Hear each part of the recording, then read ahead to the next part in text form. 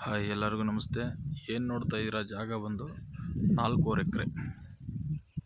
ಈ ಜಾಗ ಬಂದು 4.5 ಎಕರೆ. 4.5 ಎಕರೆಯಲ್ಲಿ ನಿಮಗೆ ಒಂದು 250 ತೆಂಗಿನ ಮರ ಬರುತ್ತೆ. ಏನು ನೋಡ್ತಾ ಇದ್ದೀರಾ, ಒಂದು ತೆಂಗಿನ ಮರ 250 ತೆಂಗಿನ ಮರ ಬರುತ್ತೆ.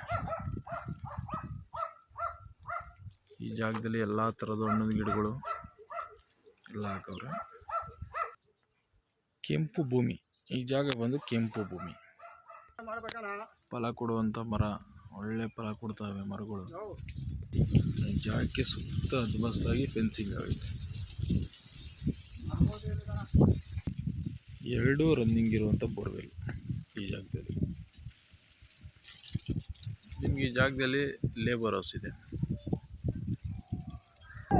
ಮಳವಳ್ಳಿಗೆ 5 ಕಿಲೋಮೀಟ್ರು, ಕೆಂಗೇರಿಗೆ 93 ಕಿಲೋಮೀಟ್ರ್. ಈ ಜಾಗ ಬಂದು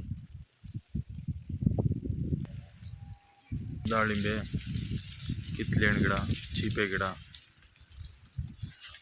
ಹಲಸಿನ ಮರ, ತೆಂಗಿನ ಮರ ಒಳ್ಳೆ ಫಲ ಕೊಡ್ತೈತೆ.